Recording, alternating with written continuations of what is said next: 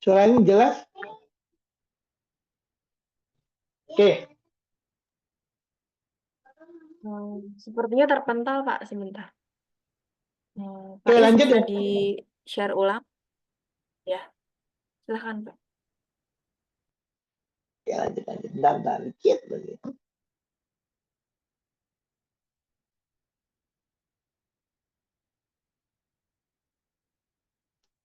Oke, lanjut.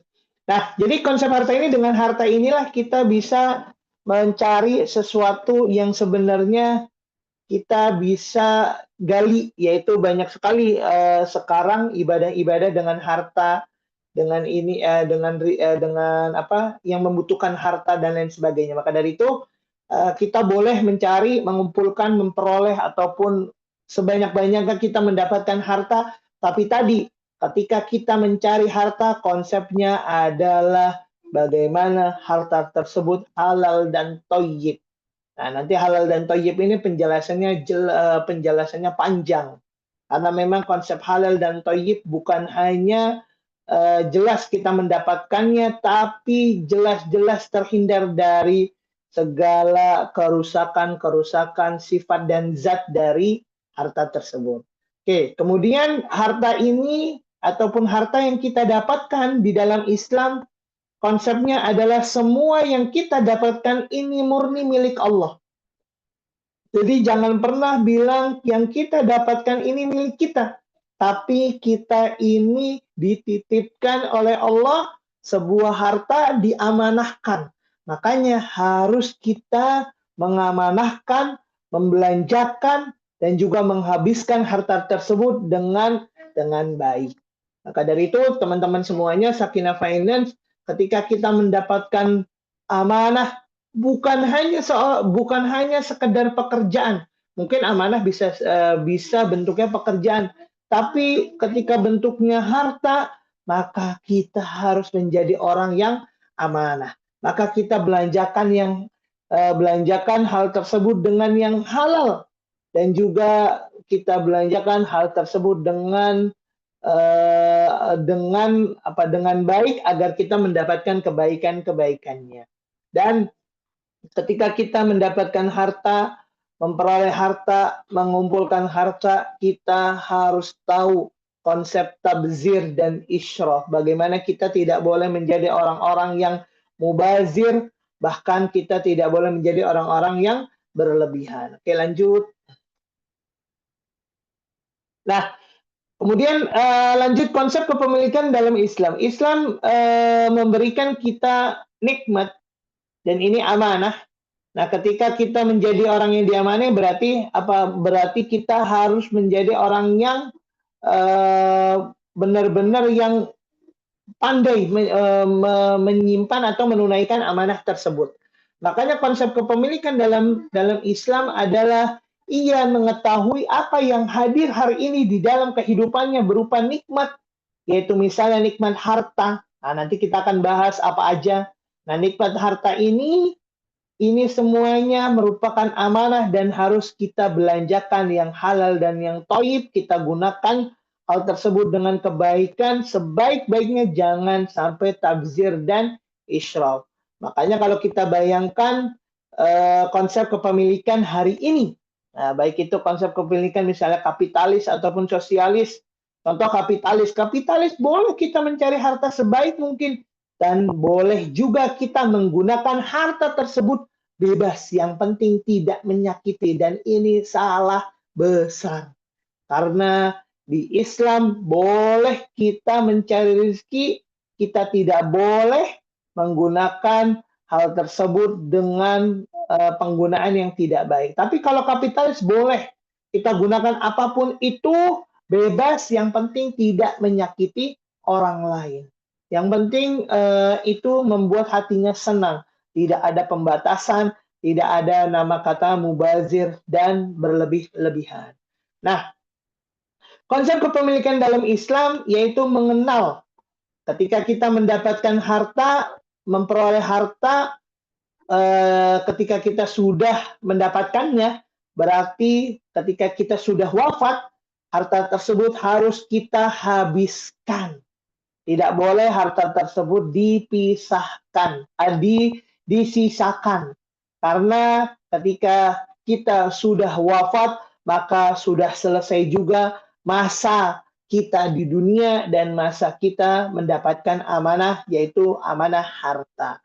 Makanya habiskannya dengan konsep waris Islam atau yang biasa kita dengar namanya ilmu faraid. Oke, lanjut.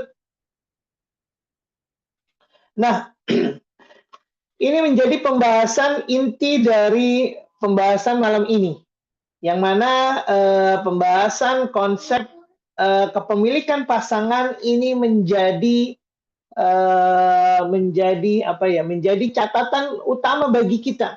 Karena di kita biasanya ketika bahas kepemilikan, bahasanya yaitu harta lo, harta suami adalah harta istri, dan harta istri yaitu harta istri sepenuhnya. Dan ini salah. Nah, nanti insya Allah akan kita bahas di sini. Nah, jadi konsep kepemilikan pasangan yaitu kita yang pertama harus memperjelas kepemilikan. Baik itu antara suami dan istri, nanti insya Allah ada penjelasannya. Kemudian memperjelas akad dan transaksinya. Kemudian yang ketiga memperjelas pohon nasabnya. Nah, ini menjadi waris planning dan ini menjadi konsep perencanaan waris. Ketika ini semuanya sudah jelas, maka insya Allah ketika kita sudah wafat, jelas juga harta kita kemana yang akan dialirkan. Kemana saja harta kita akan dialirkan atau akan jatuh kepada siapa saja atau kepada ahli waris mana saja. Oke, lanjut. Nah, yang pertama yaitu memperjelas kepemilikan. Nah, jenis kepemilikan yang harus kita perjelas teman-teman semuanya, sahabat Sakinah Finance, yaitu kepemilikan tunggal dan kepemilikan bercampur. Nah, kepemilikan tunggal jelas, yaitu kepemilikan yang dimiliki 100% milik istri atau suami. Ataupun kepemilikan ini benar-benar kepemilikan yang jelas-jelas ia peroleh dari hasil usahanya. Contoh misalnya, ketika seorang suami ataupun ketika kita sebelum menjadi pasangan, contoh misalnya saya sebelum menjadi pasangan, saya memiliki harta 10 miliar.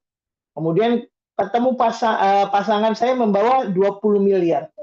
Ketika kita belum menjadi pasangan, 10 miliar punya saya itu benar-benar jenis kepemilikan tunggal punya saya. Dan juga istri. Ketika istri 20 miliar ya sama-sama itu kepemilikan tunggal milik ini. Nah, ketika bergabung harus jelas tadi kepemilikannya. Misal saya memberikan modal 2 miliar, istri saya 3 miliar, jadi 5 miliar. Nah, 5 miliar ini menjadi kepemilikan bercampur, yaitu bercampur suami dan istri. Nah, tinggal dilihat berapa jumlahnya. Kalau 2 miliar, 3 miliar berarti, ataupun misalnya 2 miliar berarti sama. 50, 50. Nah, dari 4 miliar ataupun misalnya dari 2,5 miliar ini, nanti sama-sama akan bertambah asetnya, bertambah nilainya. Nah, maka bertambah juga, nanti keuntungannya bertambah juga, tapi tidak akan pernah merubah kepemilikannya. Kepemilikan jelas milik suami dan istri. Nah, makanya ketika hari ini teman-teman semuanya, orang yang bilang bahwasanya kepemilikan istri ataupun harta suami adalah kepemilikan istri dan harta istri adalah kepemilikan istri, dan ini salah karena pernikahan tidak pernah memindahkan transaksi ataupun memindahkan akad dari yang milik saya, milik suami kepada kepada istri atau jadi bercampur, itu tidak akan pernah. Karena memang pernikahan itu hanya berpindah tanggung jawab yang harus ditunaikan ketika ia sudah menjadi seorang suami. Nah, itu sudah disebutkan di awal tadi. Maka dari itu, teman-teman semuanya, hari ini kita harus memperjelas kepemilikan antara suami dan istri. Sampai kalau misalnya hari ini teman-teman semuanya mau jelasin sama istrinya ataupun jelasin sama pasangannya, seorang istri ke suami, ya ini kan aku kan cuma menteri keuangan, bagaimana uangku? Nah, ini harus dijelaskan. Bagaimana kepemilikannya, bagaimana ininya. Bahkan sampai nanti teman-teman semuanya dilihat aset-aset yang berharga itu harus dijelaskan juga. Ini milik siapa, belinya kapan, di mana, punya siapa. Karena memang perkelahian atau perselisihan ini hadir bukan ketika pasangan tersebut masih hidup, tapi ketika nanti pasangan tersebut sudah wafat, salah satu dari mereka wafat, kemudian ada generasi-generasi setelahnya yang malah membuat itu menjadi masalah. Oke, lanjut. Nah, memperjelas kepemilikan teman-teman semuanya, kita harus jelas. Nanti ada aset bergerak, aset tidak bergerak, aset tidak berwujud, saham atau sukuk, emas, perak, perhiasan, uang, rekening, piutang. Nah, ini semuanya harus diperjelas kepemilikannya. Misal kita memiliki aset, aset bergeraknya apa saja. Nah, miliknya siapa saja di sana. Kemudian aset tidak bergerak apa saja. Nah, nanti kepemilikannya punya siapa? Kemudian aset tidak terwujud apa aja. Nah, kepemilikan punya siapa? Nah, ini semuanya dicatat dan harus dijelas. Bahkan kalau teman-teman semuanya bisa membuat semacam list atau daftar, ini milik siapa, ini milik siapa. Nah, teman-teman bisa mendapati, oh ternyata ini milik ayah, oh ternyata ini milik ibu, oh ternyata. Nah, ini menjadi kenyataan. Maka dari itu teman-teman semuanya, mari kita memperjelas kepemilikan antara pasangan kita agar kita bisa menciptakan keadaan yang baik, yaitu baiti jannati. Oke, lanjut. Nah, kemudian yang kedua, setelah memperjelas kepemilikan, yaitu memperjelas akad. Karena akad inilah yang akan menjadi tanda perpindahnya suatu barang kepada orang lain. Contoh misalnya ketika hari ini saya memiliki rumah, tapi rumah tersebut ternyata hanya saya pinjam nama kepada istri saya. Mah, saya pinjam nama dong. Ini pakai nama mama aja ya. Nah, padahal di sana jelas kepemilikannya milik siapa? Milik suami. Hanya minjem nama. Nah, ketika memperjelas akad ininya yang harus menjadi catatan untuk seorang pasangan, baik itu suami ataupun istri. Jadi konsepnya ketika kita mendapatkan sesuatu dari pasangan harus dijelaskan. Makanya ketika Rasulullah Shallallahu Alaihi Wasallam menikah dengan Khadijah, apakah Rasulullah Shallallahu Alaihi Wasallam langsung menjadi orang yang kaya? Apakah Rasulullah benar-benar menjadi orang yang memiliki harta seluruhnya, harta Khadijah seluruhnya? Tidak. Tapi di sana ada perpindahan akad. Di sana ada perpindahan kepemilikan. Nah, inilah yang menjadi catatan kita semuanya. Makanya kalau hari ini ibu-ibu, bapak-bapak yang memiliki harta ataupun yang mendapatkan harta dari pasangannya harus diperjelas akadnya.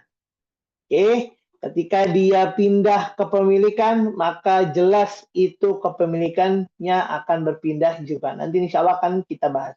Oke, lanjut. Nah, dari memperjelas akad inilah nanti ada jenis akadnya, kemudian pelaku, objek, dan lokasinya, kemudian bukti, saksi, dan dokumen. Nah, insya Allah akan kita bahas.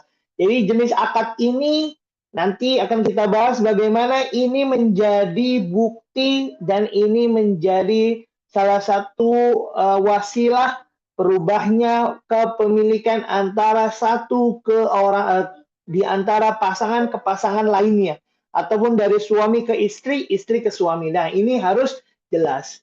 Nah, ini juga akan melihat ini akan juga mempengaruhi objeknya, lokasinya, karena ketika dia jelas akadnya, contoh misalnya, hari ini saya beli rumah di Kuningan.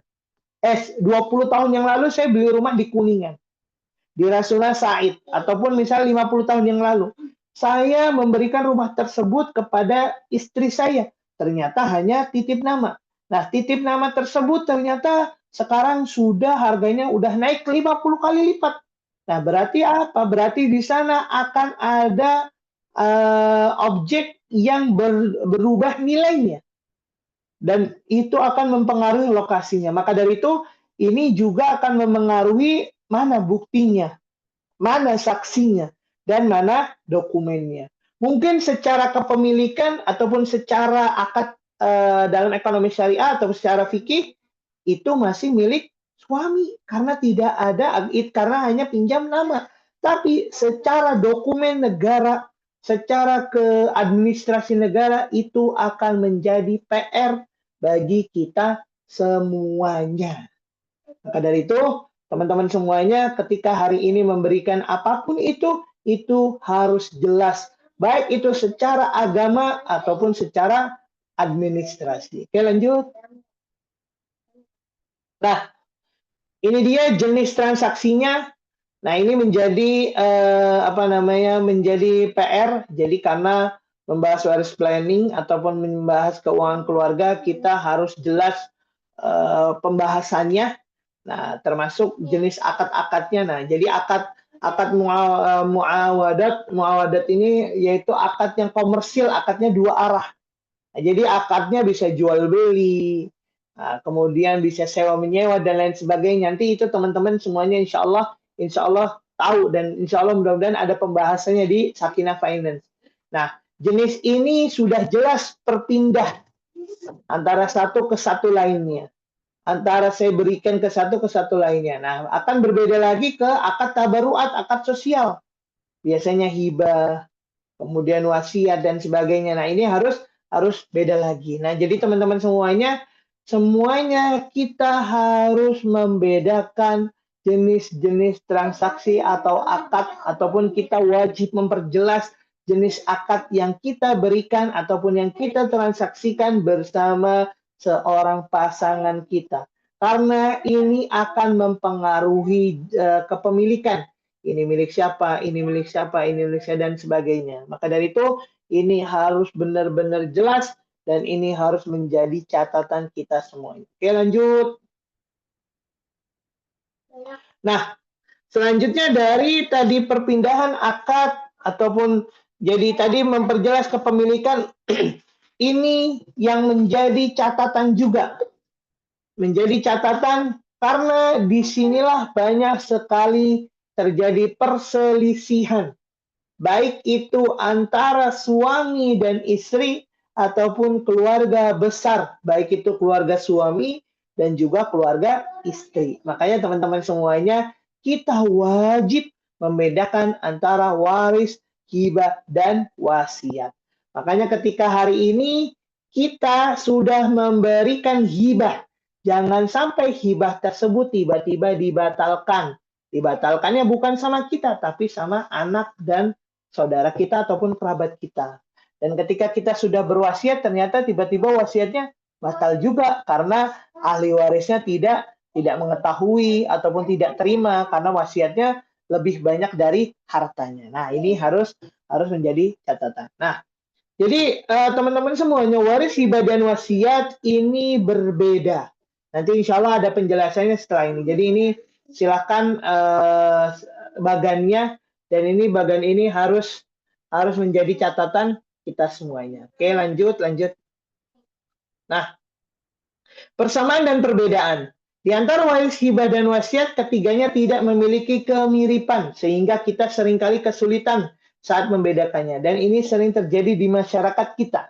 Kita selalu bilang waris, hibah, dan wasiat itu sama, padahal jelas-jelas itu berbeda. Landasannya, konsepnya itu berbeda jauh antara waris, hibah, dan wasiat. Nanti insya Allah akan kita jelaskan.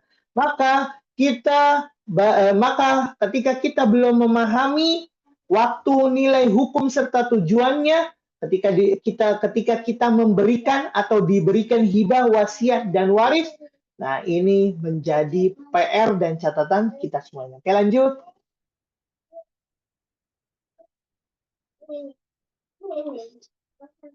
Oke, lanjut, lanjut. Nah, oke. Nah, kita masuk ke dalam pembahasannya. Waktu akad penetapannya, waris jelas.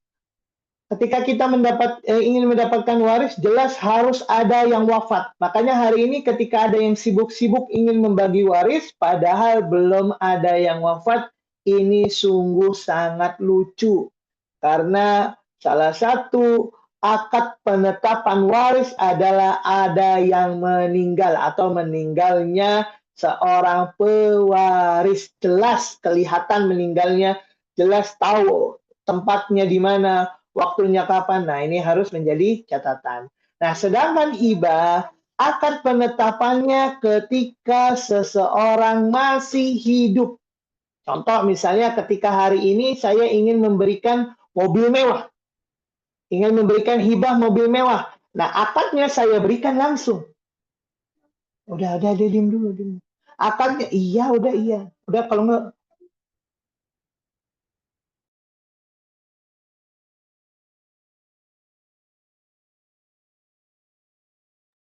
nah, jadi akad hibah itu diberikan langsung.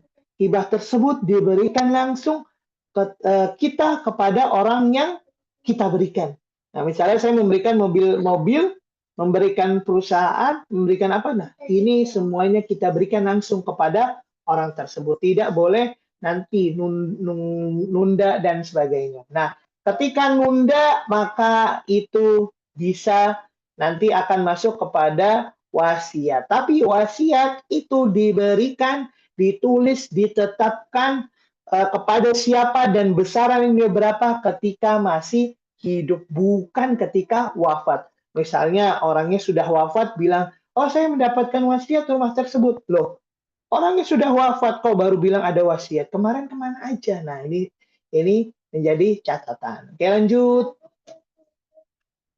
Nah, belum. Nah, waktunya jelas waris itu setelah pemiliknya wafat. Nah, kalau hari ini kita merasa tabu, merasa malu, merasa nggak enakan ketika ada yang wafat ngomong waris itu salah. Justru waris itu bisa kita bagikan, misalnya hari ini keluarga kita wafat, malamnya kita bicarakan.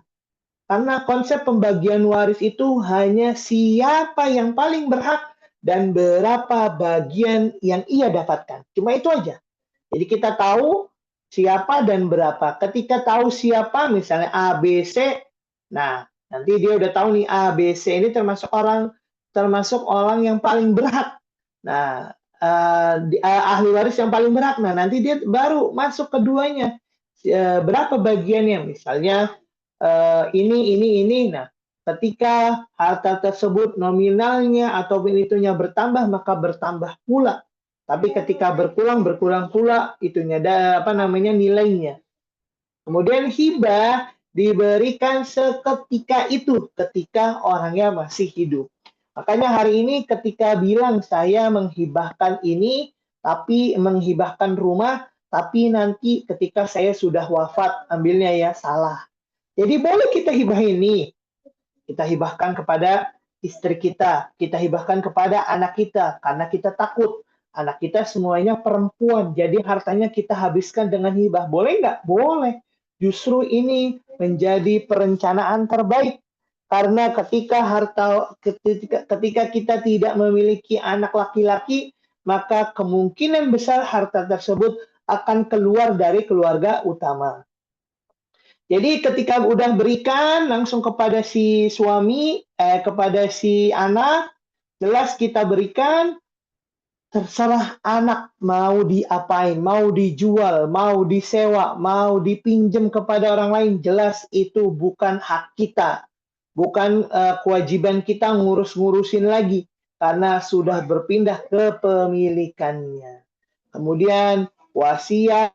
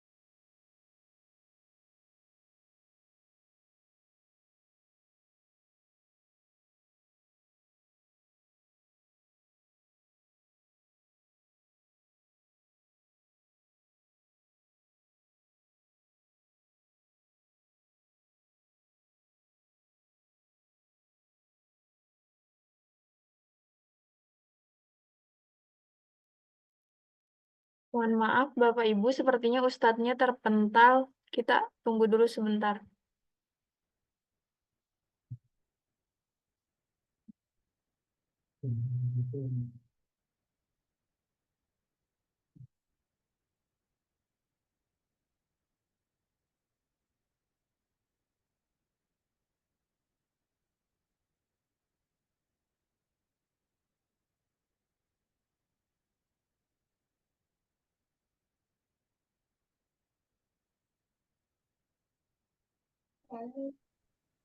Saya keluar ya.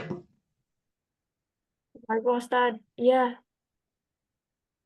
Bentar.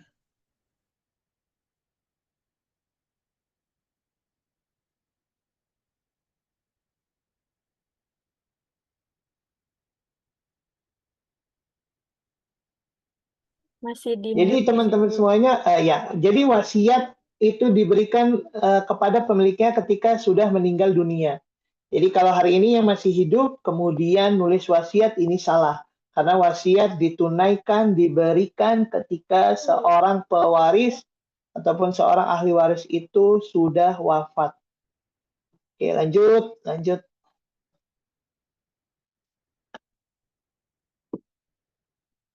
Oke, lanjut. Nah, penerimanya. Nah, ini menjadi catatan juga. Waris itu diberikan kepada ahli waris, seluruh ahli waris yang memang termasuk ahli waris yang paling berhak. Nanti insya Allah akan ada pembahasannya ketika kita membahas, memperjelas pohon nasabnya, nanti akan kita bahas. Jadi orang-orang yang terdapat di dalam daftar ahli waris inilah orang-orang yang akan mendapatkan waris tersebut. Makanya ketika sudah sedih-sedihnya, biasa 3 hari atau 7 hari gitulah. Nah itu kita langsung buat daftar mana saja ahli waris dan kita tulis ahli waris yang paling berhak, ahli waris yang paling yang paling mendapatkan dan sebagainya. Nah, hibah, sedangkan hibah itu boleh diberikan kepada siapapun, baik itu ahli waris dan juga selain ahli waris. Makanya hari ini ketika kita ingin memberikan hibah kepada anak kita ataupun keluarga kita boleh. Misalnya dia ahli waris, berikan hibah boleh. Nah, nanti dia dapat waris lagi, boleh nggak? Sangat boleh. Jadi, hibah itu yang penting jelas ketentuannya, ketetapannya. Oke, lanjut. Wasiat, harta wasiat belum, ulang, Afan. Sedangkan wasiat hanya diberikan kepada selain ahli waris. Jadi boleh diberikan kepada siapapun selain ahli waris wasiat. Jadi makanya ketika hari ini orang-orang mewasiatkan kepada anaknya itu tidak boleh, itu haram. Karena dalam hadis la wasiyata lil waris illa ayyaziza warwarsa. Jadi tidak boleh ada wasiat kepada ahli waris kecuali yang membolehkan. Oke, lanjut. Nah, nilai hartanya. Waris diberikan ataupun pembagian waris itu sudah ada ketentuannya.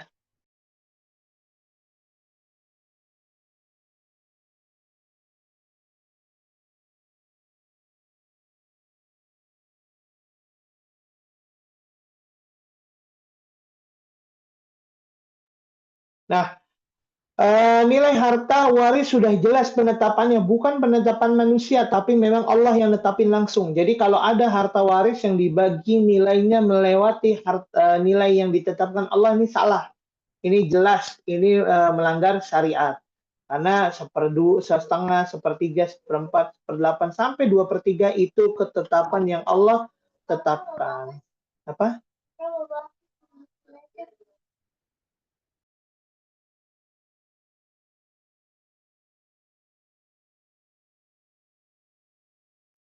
Oke, sedangkan hibah boleh saja hibah itu sedangkan hibah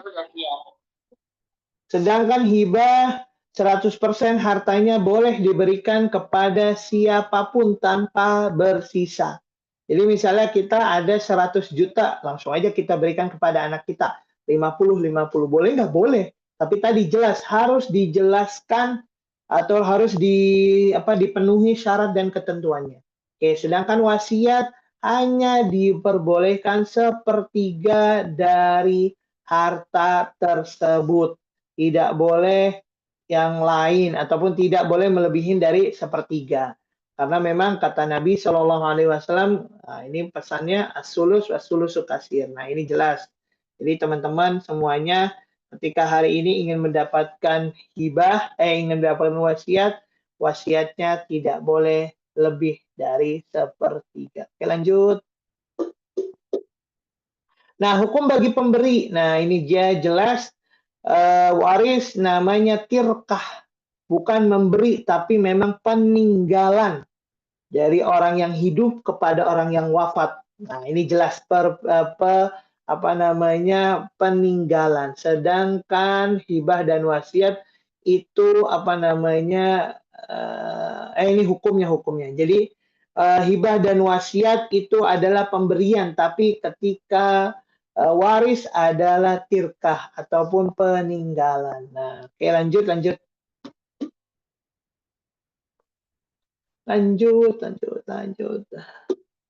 Oke, hukum penerapannya. Ulang. Lanjut. Nah, hukum penerapannya. Nah, hukum penerapannya waris jelas ketika teman-teman wafat mau nggak mau kita tidak boleh menggunakan hukum waris yang ada di Indonesia ataupun yang hadir, misalnya hukum KHI, kompilasi hukum Islam, ataupun misalnya pakai hukum perdata, ataupun misalnya kita pakai hukum adat. Memang boleh nggak? Kalau kita seorang muslim yang beriman, lebih baik, alangkah baiknya jangan. Karena ini mungkin akan selesai hari itu, tapi belum tentu bisa akan timbul permasalahan 10 tahun, 20 tahun, dan 30 tahun kemudian. Karena memang ini sering terjadi kasus-kasus yang ada di masyarakat kita. Sedangkan, oke, lanjut. Oke, lanjut. Oke, penerimanya, oke, lanjut. Oke, nah, oke, lanjut. Nah, memperjelas pohon nasab, oke, lanjut. Oke, lanjut.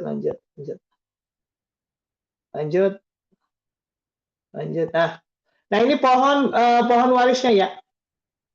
Bermuara dari mayat atau mayit. Nah itu nanti ada suami istri, ada ibu anak, ada anak perempuan dan anak laki-laki, ini disebut dengan ahli waris utama atau internal. Sisanya nenek, kakek dan sebagainya itu ahli waris di luar ataupun eksternal. Nah ini yang menjadi catatan. Teman-teman semuanya yang masih hidup harus dicatat kita ini punya siapa aja. Nah, nanti kita akan mengetahui siapa saja ahli waris yang paling berhak. Oke, lanjut. Nah, baru kita masuk kepada konsep keuangan keluarganya. Nah, konsep keuangan keluarga, teman-teman semuanya ini basic. Dan ini insya Allah sudah pada tahu, dan ini pelajaran yang saya dapatkan ketika AWPS, bagaimana seorang keluarga kecil ingin mendapatkan suatu keluarga yang ideal, suatu keluarga yang baik, maka ia harus merencanakan keuangan keluarganya. Yang pertama, bagaimana ia merencanakan pemasukan keuangan keluarga serta pengeluaran keluarga. Karena yang dibutuhkan adalah efisiensi dan efektif. Konsep pemasukan dan pengeluaran adalah efisiensi dan efektif. Efisiensi adalah bagaimana ia menghemat sehemat mungkin. Mungkin misalnya sehemat bukan berarti pelit, tapi bagaimana ia menghemat, dan kemudian efektif bagaimana ia tepat membelanjakannya. Contohnya misalnya hari ini kita, contoh misalnya kita hari ini gajinya cuma 1 juta. Tapi kita sebagai seorang suami, kita berikan kepada istri 800.000, 200.000-nya sama kita. Nah, istri kita menyisikan amplop dari hari pertama sampai hari kedua. Dari hari pertama sampai hari 30, 1 bulan full. Nah, ia bagi dari 800.000 itu kepada 30 itu. Nah, nanti dilihat dari situ mana hari-hari mana saja yang masih ada sisa. Dari sisa itu dikumpulkan, kemudian nanti dari situ akan terjadi ataupun akan bisa ia jadikan modal, usaha dan sebagainya. Nah, ini bisa kita gunakan konsep ini. Kemudian mengendalikan keuangan keluarga. Nah, Mengendalikan keuangan keluarga ini harus kita bedakan antara kebutuhan dan keinginan. Biasanya kebutuhan dan keinginan ini bisa kita jadikan patokan sebelum ataupun setelah menikah. Karena memang banyak orang-orang yang hari ini tanda kutip OKB itu berbeda kehidupannya dengan kehidupan dia yang dulu. Makanya berusaha sebisa mungkin ketika dalam keadaan lapang dan sempit, kita menjadi orang yang sama. Makanya Bapak-Bapak, teman-teman semuanya, Sakinah Finance ini menjadi catatan kita semuanya.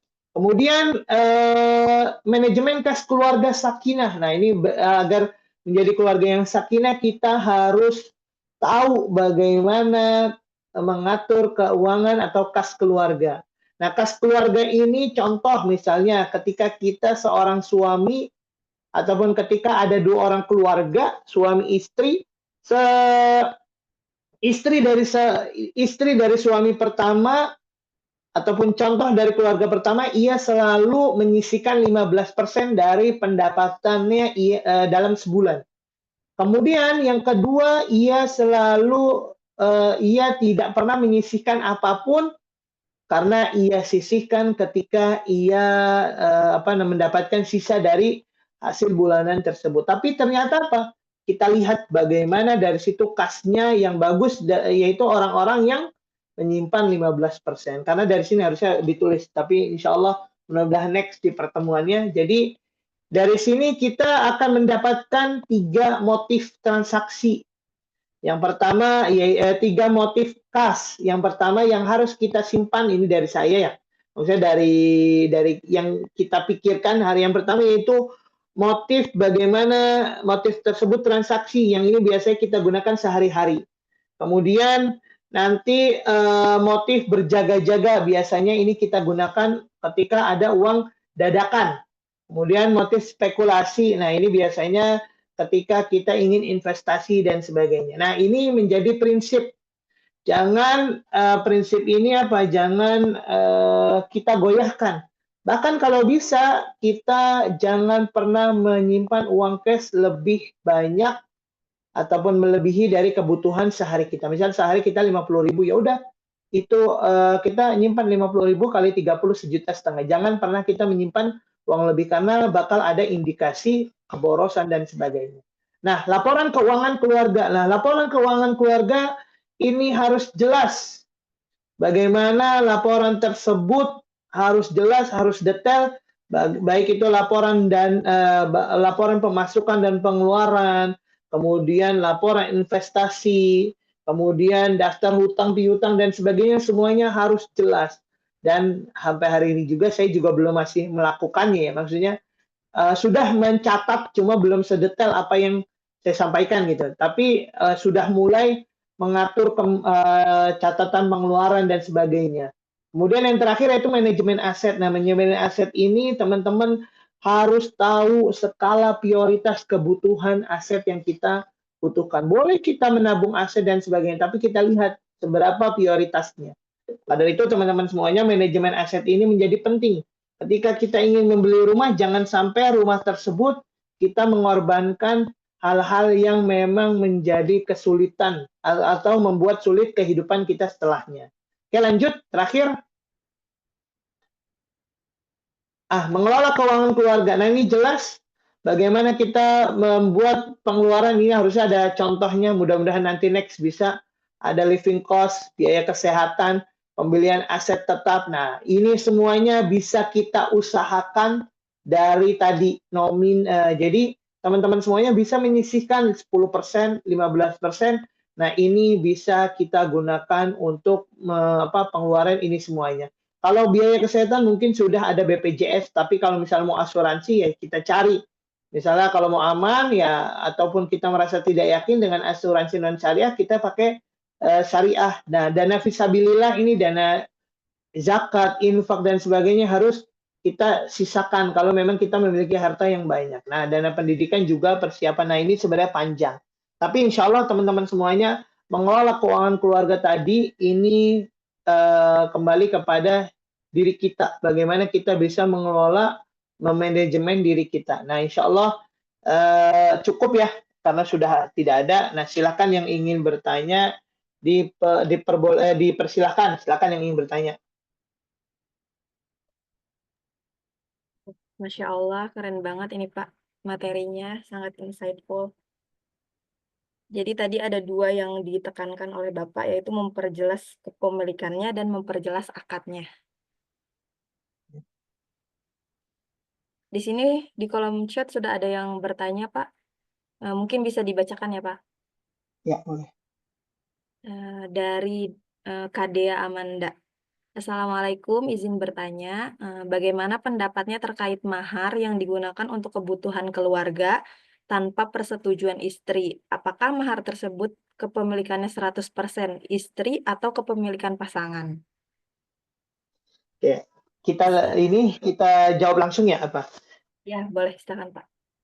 Ya, jadi kembali lagi kalau bicara tentang mahar itu kembali kepada hukum fikihnya. Mahar itu adalah pemberian atau hadiah yang diberikan pasangan kepada seorang laki-laki kepada pasangannya atau istrinya. Maka dari itu, ketika hari ini pasangan itu ataupun seorang suami memberikan mahar, berarti itu sudah milik istrinya. Berarti kalau hari ini suaminya gunakan untuk kehidupan tanpa diketahui, berarti itu menjadi hutang suami. Berarti hutang itu harus menjadi beban dan harus dibayarkan. Berarti kalau misalnya istrinya ridho, misalnya ya udah karena kita pakai bersama, berarti ya sudah ridho lah gitu. Tapi kalau enggak ya udah ditagih hutangnya gitu sama suaminya. Nah, apalagi misalnya maharnya emas hari ini, waduh emasnya udah hampir 2 juta. Nah, itu harus dilihat. Makanya kalau maharnya cuma duit, nilainya nggak bertambah, insya Allah aman. Tapi kalau nilainya bertambah seperti emas, nah ini harus dibicarakan gitu. Kalau alam, silakan. Bentar. Mungkin ada yang ingin bertanya lagi, Bapak Ibu. Silahkan untuk open mic. Udah pipis belum?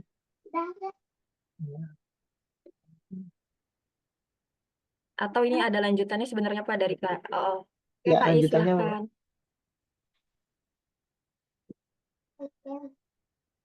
Ini lanjutannya dari Kak Dea tadi. Dan bagaimana jika orang tua memberikan warisan salah satu asetnya kepada anaknya secara sembunyi-sembunyi, yang artinya anak lainnya tidak mengetahui apakah itu sah, katanya Pak.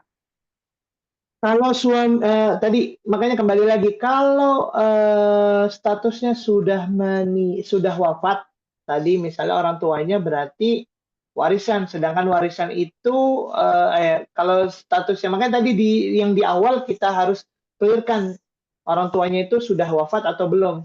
Kalau belum wafat berarti namanya bukan pembagian waris tapi pembagian hibah.